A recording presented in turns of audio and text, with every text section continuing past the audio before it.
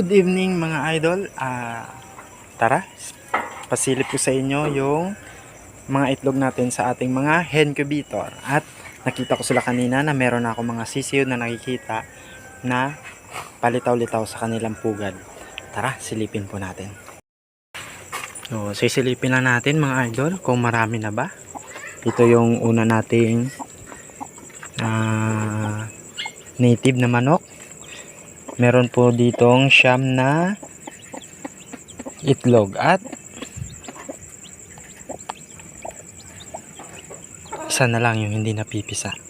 So, yan po siya. Ito po yung mga anak niya. Ito po yung mga pure Rhode Island Red. Ito po yung mga anak niya. Ang lulusog na. Tapos, meron din po tayo dito mga BPR. Ito po sila. BPR po ito. May puti po sa pakpak. At saka meron din yung tuyo na po yung balahibo. So bukas i-video ulit natin, papakita ko sa inyo.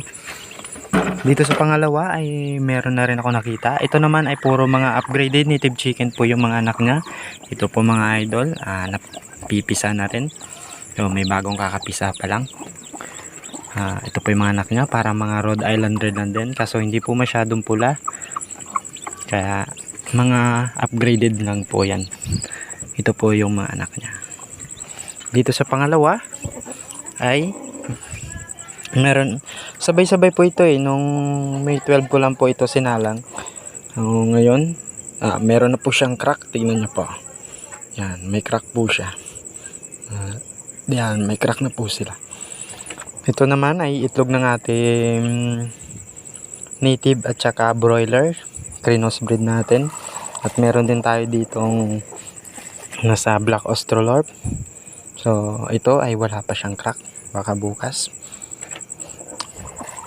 And then dito sa pangatlo na pangapat natin ay May 14 ko po sinalang. So 2 araw lang po yung pagitan dito at hindi pa siya nagpipisa. Dito din sa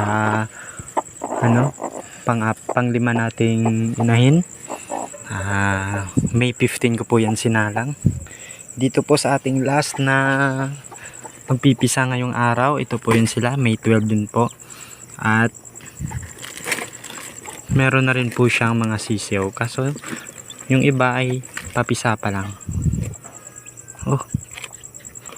Natakpan po yung isang itlog.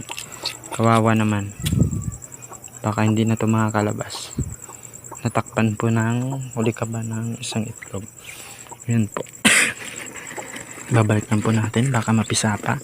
So ito po ay puro native chicken na may halong Rhode Island Red. Ito po yung mga sisiyo niya, kulay brown po lahat, ang gaganda. So bukas papakita natin mga idol. Yan po yung kakasalan ko lang nung nakaraang gabi. Pang 2 days niya po ngayon. At saka dito po sa itaas ay pang 2 days na lang din ngayon.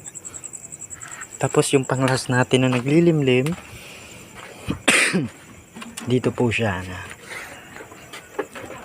pang 4 days niya na po ngayon. At tinignan ko po kung meron siyang mga similya at mukhang good news. Marami po siyang may similya, halos lahat po may similya. So 10 lang po lang nilagay natin dyan. So yan po yung update sa ating manukan, sa ating hen incubator. Salamat sa mga nanonood. Shout out sa lahat ng nagpapa-shoutout at paki-like sa ating video kung meron kayong natutunan at nag-enjoy kayo sa panonood. Salamat.